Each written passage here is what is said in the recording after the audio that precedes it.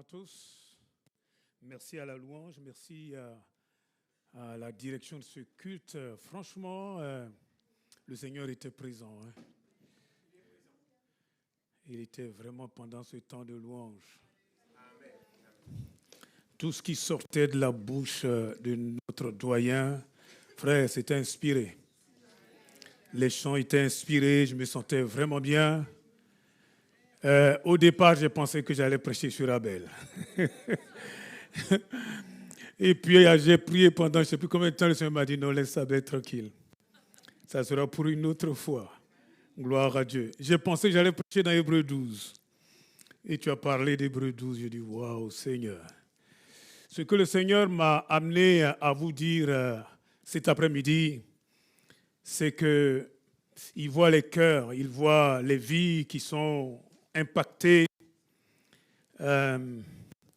Il sait exactement ce que tu traverses. C'est vrai que ces derniers temps, quand j'écoutais Jérémie, j'ai dit waouh, quelle inspiration. Ces derniers temps ont été des temps difficiles. Et c'est encore même assez difficile pour chacun d'entre nous. C'est difficile pour l'Église. C'est difficile pour chaque maison, pour chaque famille, pour les parents, pour les jeunes. C'est lourd. C'est compliqué, comme dit ma femme. Et il y en a qui sont peut-être en train de vouloir un peu lâcher la main, se décourager. Le Seigneur m'a amené ici pour te dire qu'il est venu pour te consoler. Amen. Nous allons prendre Ésaïe chapitre 40, verset 1er. Ésaïe chapitre 40, je ne sais plus dans quelle version je lis, mais bon, écoute, Louis II, il paraît. Consolez, consolez mon peuple, dit votre Dieu. Parlez au cœur de Jérusalem et criez-lui que sa servitude est finie, que son iniquité est expiée, qu'elle a reçu de la main de l'Éternel au double de tous ses péchés. Le Seigneur, il vient aujourd'hui pour te consoler, comme il console son Église, comme il console son peuple Israël. Il est venu pour te fortifier, pour te dire, prends courage. Comme nous l'avons lu ici, Dieu parle à ton cœur. Et il nous demande, en tout cas il me demande aujourd'hui, de parler vraiment par l'Esprit de Dieu à ton cœur. Et de te dire que tout ce que tu es en train de passer, c'est fini maintenant. Il va falloir être fort. Amen. Il va falloir être solide et s'attendre à Dieu. Il dit, l'iniquité est expiée. Le péché est pardonné. Désormais, il y a une porte de grâce que le Seigneur ouvre devant toi. Dis Amen. Au nom de Jésus. Il dit, elle a reçu en parlant de Jérusalem, de la main de l'Éternel au double de tous ses péchés. Or, nous savons que dans la nouvelle alliance, bien-aimés, nous avons une autre dispensation beaucoup supérieure. Quand nous lisons l'épître aux Hébreux, prenons par exemple Hébreux chapitre 10, nous lirons à partir du verset 35. Hébreux 10, verset 35, ce sont les passages que le Seigneur a déposés sur mon cœur.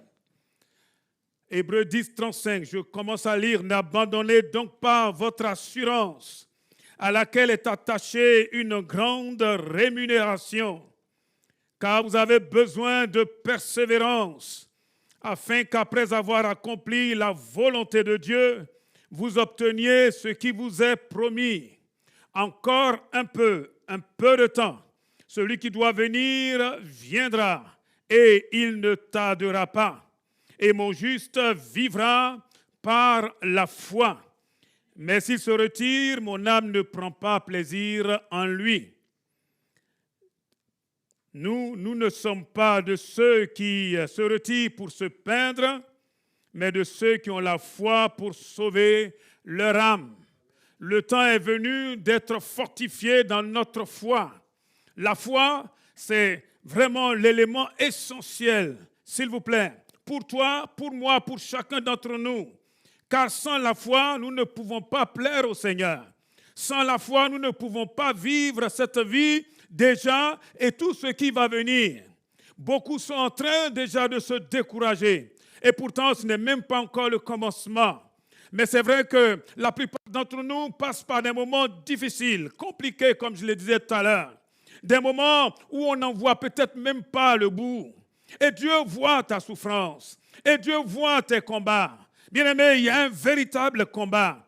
Tout à l'heure, alors que j'étais en train de discuter avec les uns et les autres, il y a donc une sœur qui me montre qu'elle a failli être littéralement écrasée par un gros, je ne sais plus combien de tonnes, alors qu'elle était tranquillement arrêtée au feu. Et que, voilà, elle a vu le feu passer à l'orange, elle a freiné, tranquillement, elle s'est garée. Il y avait un autre gros camion derrière qui est venu lui rentrer dedans et qui aurait pu complètement tuer notre sœur. Bien-aimés, nous passons par des moments assez difficiles. Nous ne savons pas ce que l'instant d'après va encore accoucher. Et à cause de cela, nous sommes éprouvés. Remarquez que ce qui est vraiment bousculé, c'est notre foi. Parce que dans tout cela, c'est notre foi qui est éprouvée. C'est notre foi qui est secouée, bien-aimés. Parce qu'il faut tenir jusqu'au bout. Amen. Il faut tenir jusqu'au bout. Il y a des familles là nous sommes ensemble là, mais qui ont leurs enfants qui sont en train de dérailler. Et croyez-moi, les semaines qui sont passées, ça a été des semaines horribles, des semaines difficiles. Je ne veux pas citer de nom, bien sûr, mais je sais que ce n'a pas été facile. Il y en a même qui ont pensé que c'était pratiquement la fin. Vous savez, quand vous voyez votre petit, votre enfant, votre garçon, votre fille qui est en train de passer par des situations où vous ne contrôlez plus rien, excusez-moi, en tant que parent, vous n'êtes pas tranquille. Vous ne vivez pratiquement plus. Quand vous savez que le pire peut arriver à n'importe quel moment, et beaucoup parmi nous sont là cet après-midi, et nous n'avons plus d'autre choix que de lever les yeux vers le Seigneur. Amen. Tiens bon. Sois fort. Amen. Dis à ton voisin, à la personne qui est à côté de toi, tiens bon. Sois fort. Ne lâche pas. Amen. Ne lâche pas. Gloire à Dieu. En tout cas, dans le passage que nous avons lu, il est dit, n'abandonnez pas votre assurance. Vous savez, l'assurance, c'est ce qui nous permet d'être stable. C'est ce qui nous permet de pouvoir encore relever la tête. Quand il n'y a pas d'assurance, mais il n'y a que le trouble. Et beaucoup sont troublés, justement parce que nous savons qu'à cause de ces difficultés, nous sommes petit à petit en train de fléchir. Quand il n'y a pas d'assurance, quand il n'y a pas de fondation, comme nous l'avons chanté, bien-aimés, tout commence à vaciller. Notre foi, surtout, prend un coup, bien-aimés. Oh, il faudra justement que nous nous rappelions que ce qui est important devant Dieu, c'est que son juste vivra par la foi. Amen. Le juste, il vit par la foi. On reconnaît un juste quand il marche par la foi. Amen. Ce n'est pas quand il dit j'ai la foi, mais quand il est en train de pratiquer la foi, quand il est en train de marcher dans la foi. La foi, comme nous le voyons dans le chapitre qui suit, une ferme assurance des choses qu'on espère et une démonstration de celles qu'on ne voit pas. La foi, c'est simplement croire que Dieu est avec moi, comme nous l'avons chanté. Croire que tout ce qui m'arrive, bien-aimé, Dieu est au contrôle. Amen. Tout ce qui m'arrive, ce que je comprends et ce que je ne comprends pas. J'entends souvent des gens qui disent « Ah, moi je sais tout ». Nous ne savons pas tout. Aucun scientifique ne peut dire qu'il sait tout. Même les éminents professeurs, ils vont toujours parler avec une sorte, on va dire au moins un peu d'incertitude. Beaucoup même. Vous savez? Parce qu'on ne sait pas tout. On peut savoir peut-être des choses physiques, matérielles. Or, le matériel est sorti de l'invisible. Le matériel est sorti des choses qu'on ne voit pas. Et donc, c'est difficile de dire « je sais tout ». Nous ne savons pas tout. Et nous avons besoin à chaque instant de marcher pas à pas, bien-aimés.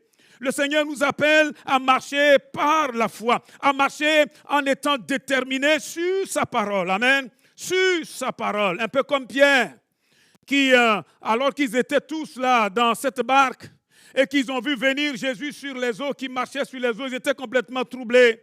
Et Pierre va dire, mais Seigneur, si c'est toi, ordonne que moi aussi j'aille et que je marche sur les eaux. Et Pierre, je veux dire, en tant qu'être humain comme toi et moi, il a osé donc poser un pied en dehors de cette barque. Et il a vu que ça tenait. Vous voyez, la fondation, l'assurance. Et il a posé un deuxième pied. Et il a commencé lui aussi à marcher. Bien sûr qu'après, il a commencé à douter parce que ça devenait un peu trop difficile pour lui. Mais lui, au moins, il a marché sur l'eau. Marcher par la foi, c'est marcher sur la parole de Dieu. Tiens bon, amen. Le Seigneur n'a pas dit que tu vas mourir. Le Seigneur n'a pas dit que cette chose qui t'arrive là va te détruire. Il a dit simplement, comme il a dit à ses disciples-là, passons à l'autre bord. Amen. Ça va secouer. Ça va être difficile. Ça va même parfois nous bousculer dans tous nos retranchements. Vous voyez là, il a dit, n'abandonnez pas votre assurance. Ça veut dire qu'il y en a parmi nous là qui sont sur le point d'abandonner. Abandonner, ce n'est pas le programme auquel Dieu nous appelle. Tout à l'heure, notre doyen est en train de le dire. Nous sommes appelés à combattre le bon combat de la foi. À combattre le bon combat de la foi. La foi, là, c'est un combat. Et la Bible dit que c'est un bon combat. Amen. Combattre pour rester debout. Combattre pour se fortifier soi-même. Combattre pour dire, Seigneur, même si je ne comprends pas, même si je ne sais pas ce qui se passe, mais moi j'ai décidé une chose, Seigneur, c'est de te faire confiance. Amen. C'est de marcher sur ta parole. Amen. Un peu comme le même Pierre. Alors il dit, mais nous avons pêché toute la nuit, on a galéré ici. Et les poissons là, ce n'est pas dans la journée qu'ils viennent se montrer. Hein? C'est la nuit qu'on les pêche. Nous là, nous sommes des professionnels. Nous avons parcouru toute cette mer-là. On n'a même pas trouvé un seul petit poisson. Et toi, tu me dis, jette ton filet. Et, on va dire physiquement, matériellement. On va dire simplement selon la logique humaine. Ce n'est pas possible. Mais sur ta parole, sur ce que tu as dit là, moi je vais oser aussi jeter mon filet. C'est ça la foi. Seigneur, je ne comprends pas tout. Mais sur ta parole, il y en a là qui sont dans des couples, dans des foyers, qui sont en train de vaciller. Et croyez-moi, au début, c'est tout beau. Hein? Et on bénit le Seigneur pour cela. Mais les statistiques montrent qu'au bout de 2 ans, 3 ans, à la lune de miel, là, ça commence à s'effriter. Et honnêtement, je vais vous parler franchement. Honnêtement, on a envie d'une chose, c'est d'en sortir. On a envie d'aller chercher ailleurs. Parce qu'on ne comprend pas. Pourquoi? Mais parce que l'autre là, ça devient simplement la vieille nature.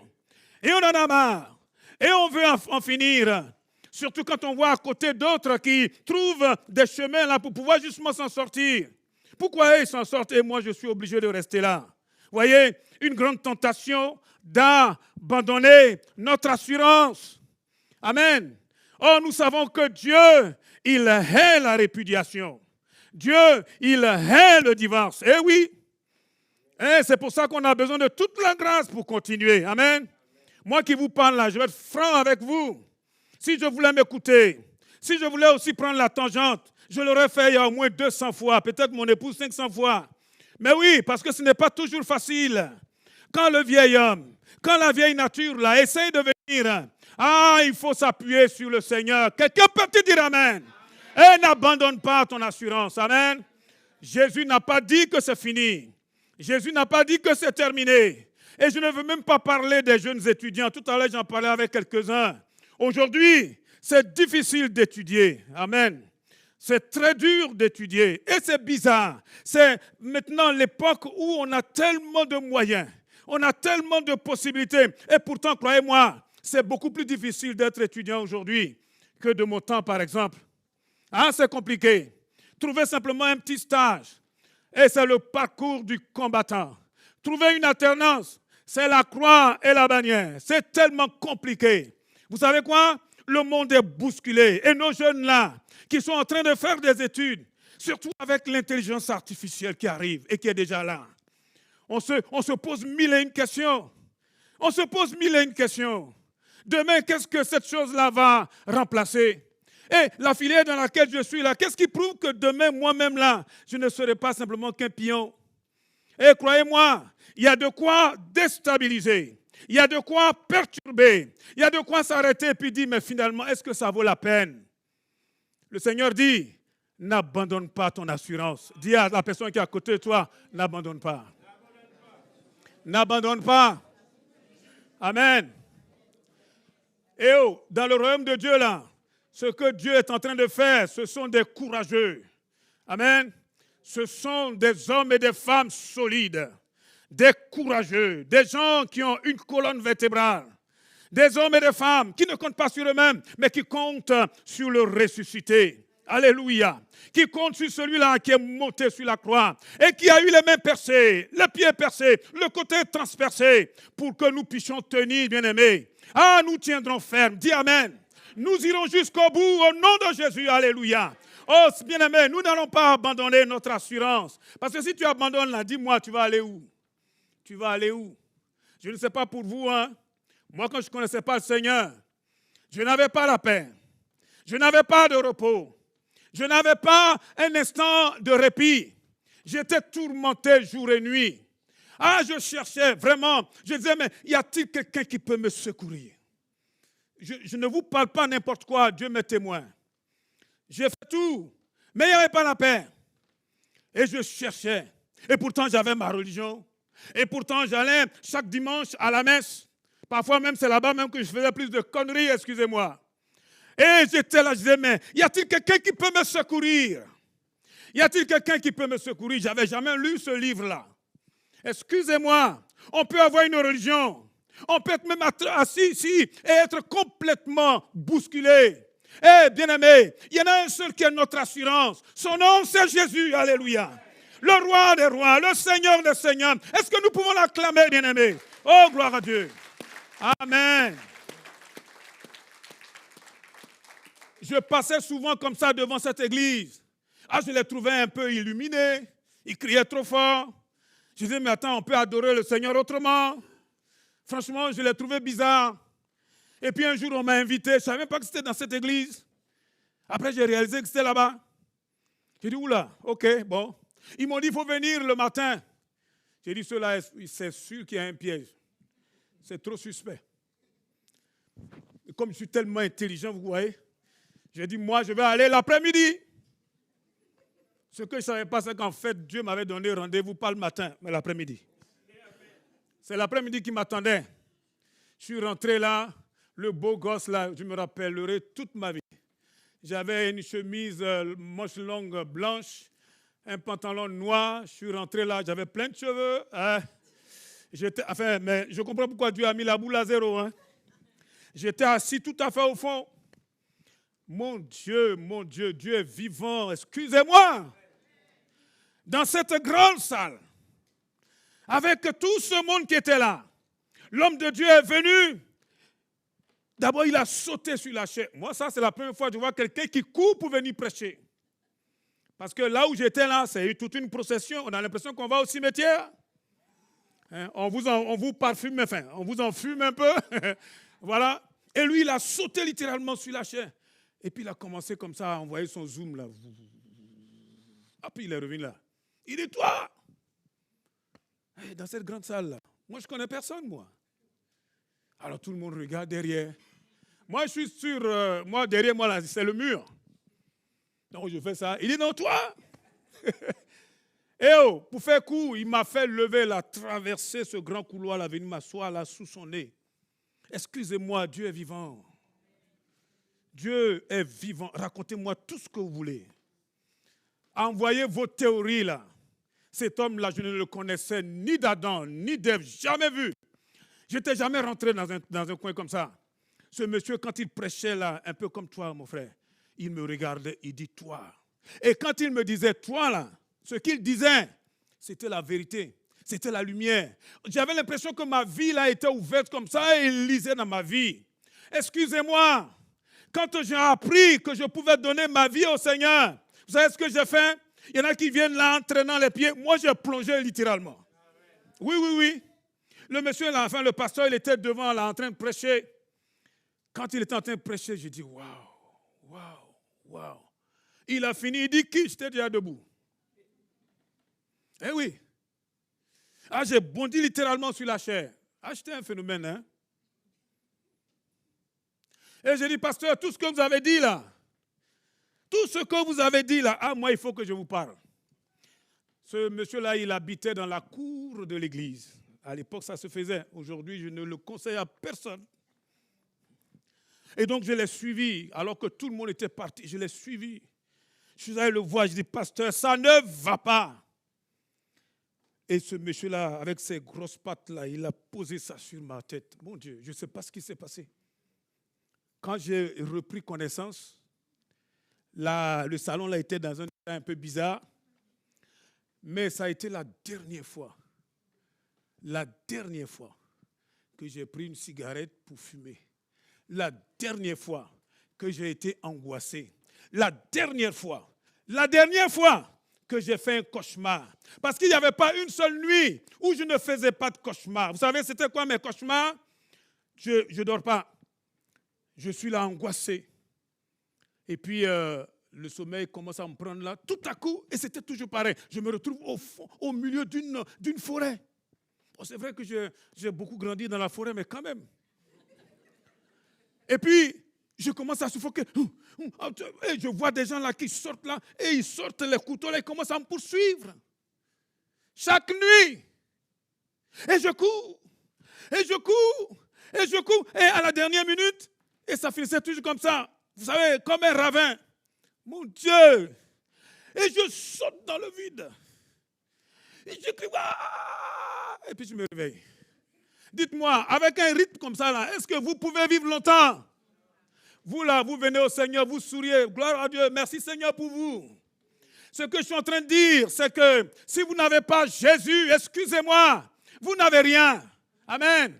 Vous n'avez que l'apparence des choses. N'abandonnez pas votre assurance. Notre assurance, c'est Jésus. Amen. Si vous me voyez crier fort, c'est parce qu'il m'a changé. C'est parce qu'il m'a transformé. C'est parce qu'il m'a donné de l'espérance. Amen. Que personne ne pourra jamais donner à une personne ici-bas. Ah, c'est lui Jésus. Amen. N'abandonne pas ton assurance. Alléluia. C'est ce qui est marqué en Hébreux 10, 35, à laquelle est attachée une grande rémunération. C'est comme la course. Il faut aller jusqu'au bout pour être récompensé. Il faut tenir, papa, maman. Il faut tenir, mon frère. Alléluia. Il faut tenir, jeune homme. Parce qu'on n'est pas récompensé tant qu'on n'a pas fini. Il faut tenir. Parfois, on a l'impression qu'on va mourir. Eh oui, parfois, on ne comprend pas. Moi qui vous parle là, tout allait très bien. Du jour au lendemain, j'ai commencé à avoir des douleurs partout de mon Dieu. Seigneur, j'ai prié. Ma femme a prié. Et j'avais des douleurs bizarres. Elle m'a dit, OK, on va aux urgences. Je suis allé aux urgences. Vous savez, avec mon âge là, quand on est arrivé tout de suite, ECG, électrocardiogramme, on m'a mis les trucs partout. Et puis, comme ils ne trouvaient pas, ils étaient inquiets. Ils sont allés, ils ont fait encore d'autres examens de sang, examens radio, machin. J'étais là. Et puis finalement, j'ai trouvé quelqu'un dans une cabine là où j'étais. Et je lui ai parlé de Jésus. Et je lui ai dit, c'est certainement pour toi. C'est certainement pour toi que je suis ici. Si. J'ai dit, je commence à comprendre. C'est pour toi que je suis là. Je suis ici là, pour toi. Moi là, je vais rentrer. Et pendant qu'on parlait comme ça, les médecins étaient affolés. Hein. Il y a un médecin qui est venu qui m'a dit, vous êtes un cas, je n'oublierai jamais, atypique. J'ai été chercher dans le dictionnaire, j'ai dit, waouh, c'est quoi ce truc? C'est encore un autre virus. Après, ils m'ont dit, mais on ne comprend pas. On ne comprend pas. J'ai dit, je peux rentrer? Oui, allez-y. J'ai fait faire d'autres encore, Coro, scanner, tout ce que... Enfin, toi, tu comprends toutes ces choses-là. On me dit, non, tout va bien. Qu'est-ce qui s'est passé? Je n'en sais rien. Je sais une chose, je suis debout. Amen. Je sais une chose, c'est que je ne mourrai pas. Je vivrai. Je vivrai. Amen. Et je n'ai jamais demandé à venir à Goussainville. Hein. Quand Jésus m'a dit, va à Goussainville, j'ai dit, Seigneur, pas dans cette ville. Je n'y vais pas. Oui, c'est sérieux. Le Seigneur m'a dit, c'est moi qui t'envoie. Je n'ai rien à gagner à venir ici. Je ne suis pas là pour être là comme un gourou. Je n'en ai pas besoin. C'est parce que le Seigneur m'a dit de venir. Et je n'ai rien. Je suis arrivé ici et j'ai commencé simplement à être moi, tout simplement. Heureusement que Dieu a placé chacun d'entre vous autour de nous. Et tant que le Seigneur n'a pas encore dit son dernier mot là, moi là, je ne mourrai pas. Je vivrai. Amen. Et j'avancerai avec le Seigneur. N'abandonne pas. Je vais même te dire quelque chose, ils te feront la guerre. Mais ils ne te vaincront pas, dis Amen. Alléluia. Gloire à Dieu. Ah, n'abandonnez donc pas votre assurance à laquelle est attachée une grande rémunération. Vous savez quoi? Dieu honore la foi, même si c'est compliqué. J'en connais parmi nous ici, là, qui étaient dans des moments difficiles. Eh oui. Je ne dirai pas son nom, mais il va se reconnaître. Un frère qui était obligé de travailler tellement, et il était tout le temps sur la route. Boum, boum, boum. Un jour, alors qu'il était en train de rouler là sur l'autoroute, en pleine autoroute, là, il voit des feux rouges. Ça veut dire que tu es vraiment, vraiment fatigué. Vous comprenez? Et tout ça là, simplement pour pouvoir soutenir sa famille, soutenir ses enfants. Eh bien aimé, la vie n'est pas facile. La vie n'est pas facile. Amen. Et parfois on se demande, mais tout ça pourquoi? Tiens bon. Tiens bon, parce que dans tout cela, tu es éprouvé à cause de ta foi. C'est ta foi-là qui intéresse le diable. C'est ta foi-là qui intéresse les ténèbres. Amen. Toutes les épreuves-là, le but, c'est de te faire tomber pour que tu abandonnes la foi. Et il y en a qui sont en train de glisser. Excusez-moi, il y a des choses que nous ne comprenons pas. En tant qu'Église, vous croyez que je comprends tout? Je ne comprends pas. Je ne sais pas pourquoi Dieu ferme certaines portes. Je ne sais pas quoi dire. Je ne sais pas pourquoi, parfois il est un peu lent, il prend beaucoup de temps. Je n'en sais rien. Mais je sais une chose, c'est que Dieu est au contrôle. Amen. C'est que Dieu est au contrôle. Est-ce que nous pouvons le dire ensemble? Dieu, notre Dieu est au contrôle. Amen. Alléluia. Lui, c'est ce qu'il fait. Lui, c'est ce qu'il fait. Amen. Gloire à Dieu. Car vous avez besoin de persévérance. Voici un mot, afin qu'après avoir accompli la volonté de Dieu, persévérer dans la volonté de Dieu. Faire des choses, ce n'est pas ça qui est le plus important. Persévérer, c'est bien, mais dans la volonté de Dieu. La volonté de Dieu, c'est ce que Dieu veut. Bien aimé, ce n'est pas tout que Dieu veut. Ce n'est pas tout que Dieu veut. Dieu ne veut pas la saleté. Dieu ne veut pas tout ce qui déshonore son nom. Il y a des choses que Dieu veut et que moi, là, je ne veux pas. Soyons honnêtes. Il y a des choses que Dieu veut, nous, on ne veut pas. Parce que ce n'est pas toujours facile.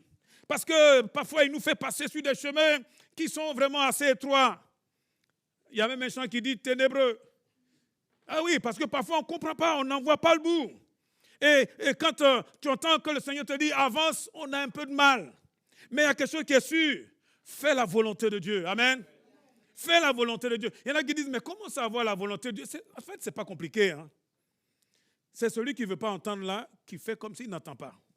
C'est celui qui ne veut pas voir là, qui fait comme s'il ne voit pas. Mais quand Dieu te demande de faire quelque chose, c'est clair comme de l'eau de roche dans ton cœur. Tu le sais. Tu le sais. Tu sais jusqu'ici tout ce que Dieu t'a demandé. Tu sais. Tu sais ce que Dieu t'a demandé de lâcher. Tu sais ce que Dieu t'a demandé de prendre. Mais tu es en train de tourner. Pourquoi? Parce que ça ne te convient pas. Et la Bible dit de persévérer dans la volonté de Dieu. Et c'est seulement après avoir accompli la volonté de Dieu qu'on obtiendra ce qui est promis. Ce qui est promis. Il y a parfois comme ça des projets qui sont très brillants dans nos vies. Il y a parfois comme ça des situations qui sont très alléchantes extérieurement. Eh oui, quand on voit comme ça en tant qu'humain, on dit waouh, ça c'est ce qu'il me faut.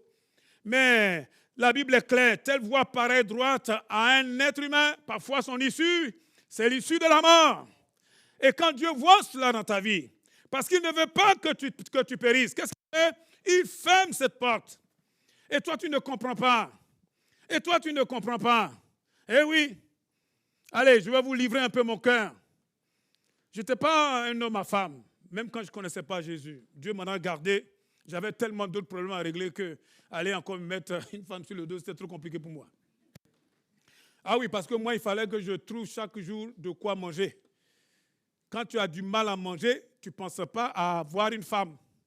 Si tu as du mal à tenir debout, tu ne vas pas aller prendre quelqu'un d'autre. Donc honnêtement, j'avais d'autres besoins primaires, vous voyez. Aller m'occuper de ça, Dieu merci, parce que j'aurais pu. J'avais des envies aussi parfois. Hein. Je n'étais pas, voilà, ne me collez pas une étiquette qui n'est pas vraie. En fait, si vous voulez, même parfois même je voulais, mais je n'avais pas les moyens.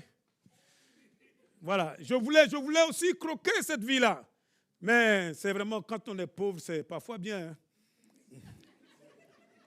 Ah oui, moi, la pauvreté m'a beaucoup gardé. Eh oui. Et puis un jour, j'avais des cousins là qui se moquaient de moi parce que j'étais très timide. Parler à une femme, c'était compliqué. Hein. Et ils se moquaient de moi. Et mon ego a pris un coup quand même. Tu vois, ils sont là, ils avaient quoi, 1 an, 2 ans de plus que moi. Ils se moquaient de moi. J'étais une poule mouillée. J'ai dit, waouh, moi, une poule mouillée. Ça tombait bien, il y avait, on dit quoi, la carnaval, c'est ça ou le carnaval? C'est le. Bon, ok, bon, vous voyez, c'est pas mon truc. Donc, il y avait un carnaval donc, dans la ville. Et puis, il y a une voix qui m'a dit, oh, Patrice, ça, c'est ton jour. Ah, les garçons, là, c'est un jour qu'on est garçons, hein? Je tremblais comme une poule. Mais ce jour-là, il fallait que je montre à mes cousins là que j'étais quelqu'un. Oh mon Dieu. Je pensais que j'allais m'évanouir. C'est fou quand même. Et puis, ils étaient tous assis là au bord de la cour là. Et ils se moquaient de moi. Ah, j'ai foncé dans le tas. Hein. Ah, c'est un seul jour qu'on meurt, hein, mon frère. Et puis, c'est là qu'on voit que le diable est réel. Quand il a vu cette pensée-là, il a préparé déjà quelqu'un. Je suis arrivé là, je tournais. Moi, j'étais là, je souffrais seulement. J'ai dit, comment je vais faire? Comment je vais régler cette affaire-là? Mais mon ego avait pris un coup. Et puis, je vois une jeune fille qui était là. J'avais rien pour elle, mais bon, il fallait que... Donc, je lui ai dit, écoute, j'ai failli m'évanouir. Demoiselle, est-ce qu'on peut... Enfin, j'ai dit, je ne sais même plus comment j'ai commencé parce que c'était compliqué. Mais j'ai su qu'elle passait sur le chemin où étaient assis mes cousins. J'ai dit, oh. J'ai dit, écoutez, est-ce qu'on peut aller ensemble? Il n'y a encore rien, mais au moins on passe là, je suis avec toi. Oh mon Dieu, quand je passais devant mes cousins là, ouais! Il y a un qui a dit, regardez, c'est Patrice. Oh mon Dieu, j'étais mort. Le vrai problème dans tout ça là, moi j'étais en train pour moi c'était un jeu. La jeune fille a dit, ah non, tu as cherché, tu as trouvé. J'ai dit, mais non, moi c'était pas pour... non, c'est pas... Hey! Et c'est dans les jours qui ont suivi là que j'ai rencontré Jésus après. La dame ne voulait plus me lâcher. J'ai dit, oh, c'est un jeu. Elle dit, non, toi tu joues. Moi je ne joue pas.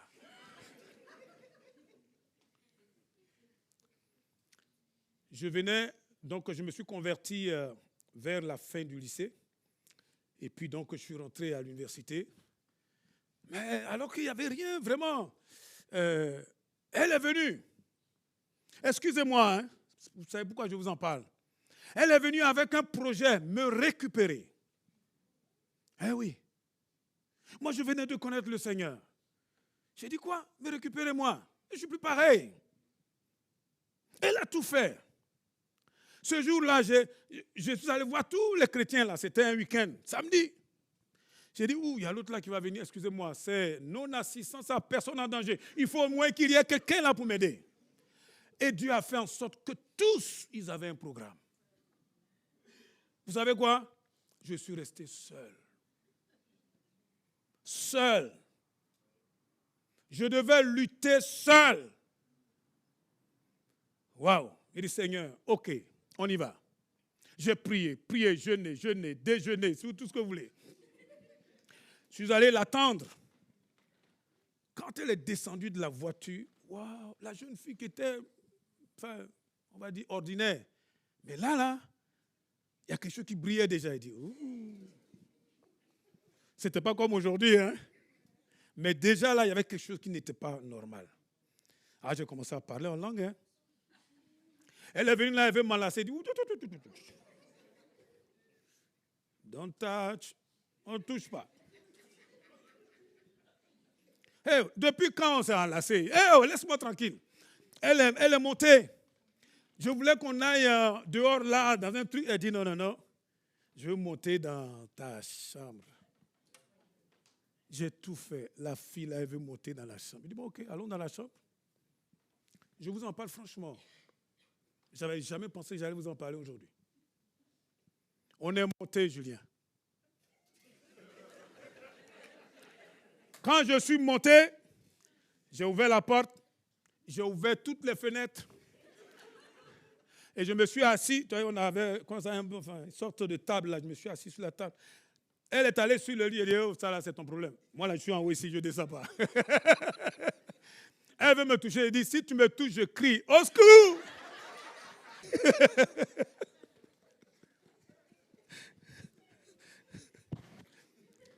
Ah, elle veut venir, ne me touche pas. Ah, j'ai lutté, hein. C'était chaud, mon frère. Et puis à un moment, alors que j'étais suspendu sur la table là, je vois un frère qui est en train de passer. J'ai dit, monte, mon frère, monte! Vous savez quoi? J'ai dû dire non. Non. Amen. Non. Non. Et puis quoi? Non. Vous croyez que la vie là, ça sera facile? Il y en a qui sont là, qui pensent que ça va venir facilement. Et il y a des moments où il faut regarder en face et dire non. Quand tu n'as rien, quand tu n'as même pas d'appui, quand tu ne sais même pas ce que tu vas faire, tu dis non, je n'en veux pas. Amen. Dieu a quelque chose de meilleur pour moi. Sinon, je n'aurais jamais rencontré ma tendre et chère épouse. Eh oui. Je me serais engagé dans quoi? Il y a des moments comme ça, bien-aimés, il faut abandonner. Hey, le diable nous fait croire qu'on est en train de perdre. Oui, on perd cette ancienne vie-là, mais tu ne sais pas ce que tu vas gagner. Amen. Ah, il y a des gens qui disent, ah, mais pasteur, toi, tu ne sais pas, là où on est, là, c'est compliqué. Hein? S'il y en a un qui se présente, non. Non, non. Moi, l'église était tellement grande, ma femme, là, elle était dans l'église, je ne la connaissais pas. Hein? On était là, on tournait tous ensemble, là, je ne la connaissais pas. Jusqu'au jour où je l'ai vue. Et là, je fais, waouh! Os de mes os. Ok, d'accord. Oh, merci Seigneur. N'abandonne pas. Amen. Même si c'est compliqué, n'abandonne pas. Dieu voit ta souffrance.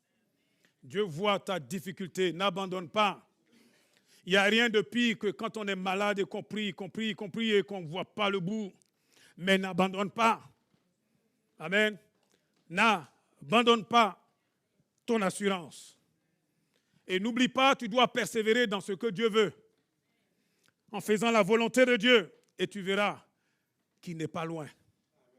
Et pour aller vite comme le temps passe, il est dit encore un peu de temps. Notre problème, c'est la patience. Notre problème, c'est le temps. Notre problème, c'est le temps. Nous avons du mal. Ah, quand le temps là commence à te rouler, là, vraiment, c'est compliqué. Ah, on n'a pas le temps. Il y a l'âge qui avance. Il y a ceci qui avance. Et puis on est là comme pris là, entre je ne sais pas quoi. Et le temps, laissez-moi vous dire, le temps là, c'est un autre nom de Dieu. Amen. Dieu, il gère le temps. Et oui, Dieu ne nous a pas oubliés. Avec le temps, il dit un peu de temps. Celui qui doit venir viendra. Et on sait qu'il parle du retour de Jésus. S'il vous plaît, la finalité là, Jésus revient. Jésus revient. Pas plus tard qu'hier, je n'ai pas regardé cette vidéo-là, mais j'ai vu sur l'affiche, il y avait trois mains qui s'avançaient vers un gros bouton rouge. Et ils ont écrit, ils étaient prêts à déclencher la 3e guerre mondiale. Pas plus tard que hier. Je ne sais pas, j'ai fait tout comme ça, j'ai vu ça et dit, mais waouh. Il y en a là qui aujourd'hui, pendant que nous sommes en train de parler, ils font tout pour qu'il y ait une 3e guerre mondiale. Parce qu'ils ont fait tellement de bêtises et ils veulent tout effacer et ramener tout là dans le grand reset. C'est ça qu'ils veulent. Comme ça, on ne va pas voir leurs bêtises. Et ils sont prêts. Et on voit les mains là qui avancent. Je ne vais pas vous dire les mains que j'ai vues. Regardez, vous trouverez. Et tout peut partir en vrille. Jésus revient. Il y en a qui sont là, vous entendez que votre vie, là, vous avez besoin de vous mettre en règle avec Dieu. Et ne tarde pas. Le temps ne nous appartient pas. La Bible dit c'est comme du temps de Noé. Ah, les gens mangeaient, ils buvaient, ils se mariaient, ils mariaient leurs enfants jusqu'au jour, justement, où Noé est rentré dans l'arche. Vous avez vu qu'à la fin, c'est Dieu qui a fermé la porte. Quand Dieu a fermé la porte là, Les gens disent non, il n'a jamais plu. Eh oh, le déluge est venu. Le déluge a emporté toute l'humanité, à part justement cet homme-là et sa famille.